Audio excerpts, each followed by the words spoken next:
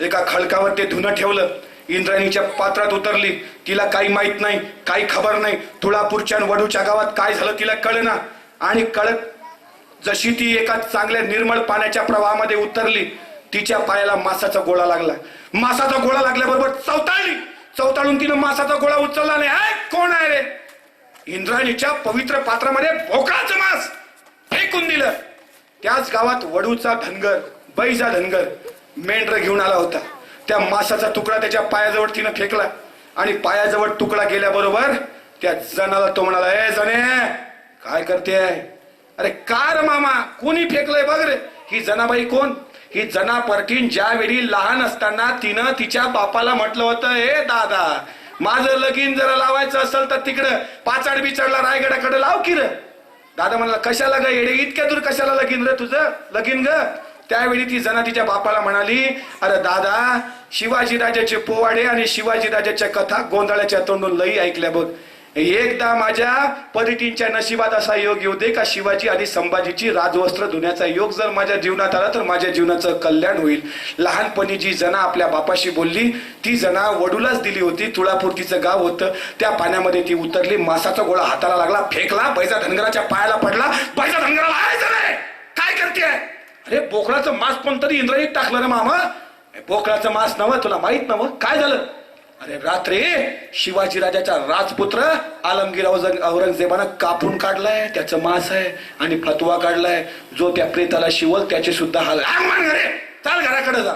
घाबरली जना परतीन. शिवरायांवर प्रेम आहे, अभंगनिष्ठ आहे. धावत धावत आली. राधा पाटील निघाले. पाटील बाई अरे काय झालं? संभाजी राजे कापल्या गेला. अरे आपला शिवाजी राजाचा पोर कापल्या गेला. काय करा? दामाजी पाटलांना सांगा. दामाजी पाटील वडूचे प्रतिष्ठित नागरिक, त्या काळातील सरपंच म्हणून घेऊ.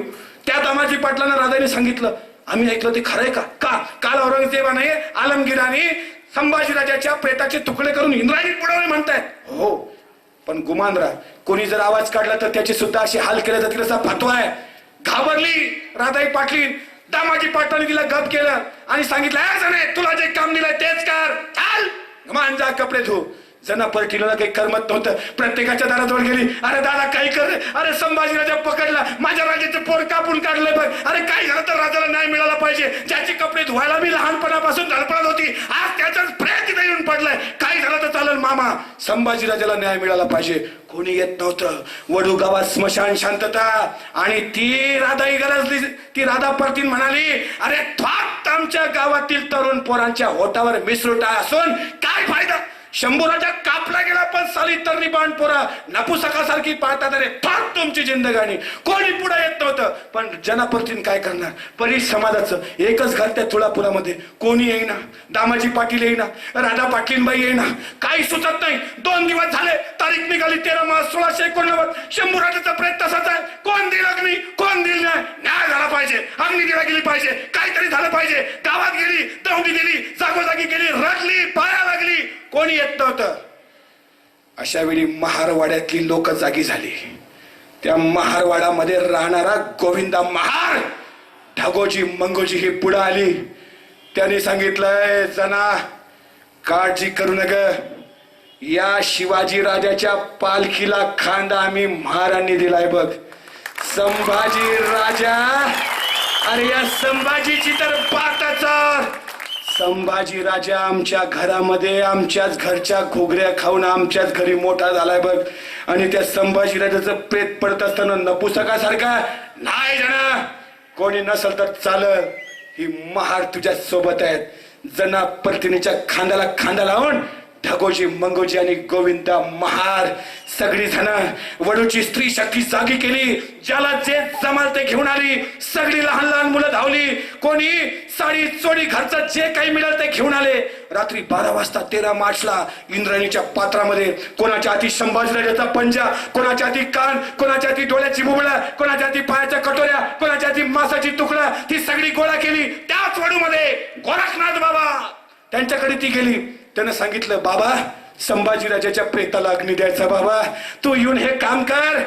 आणि कोणी जागा देत नसताना छत्रपती संभाजीराजाला 13 मार्च 1689 ला बाणेदारपणे वडू बुद्रुक तुळापूरच्या महारवाड्यामध्ये त्या गावातल्या अस्पृश्य बांधवांनी बाणेदारपणे अग्नी दिला. संभाजी राजाची समाधी बांधली आणि हर हर महादेवाची गर्जना करून खऱ्या अर्थानं शंभू राजांना विनम्र अभिवादन केलं.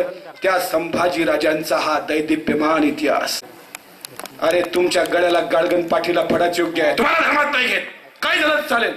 बघा शेवटची संधी नाही, मग आम्ही इंग्रजांकडून लढतो. लढा. 300 महार भीमा कोरेगाववरून उठले.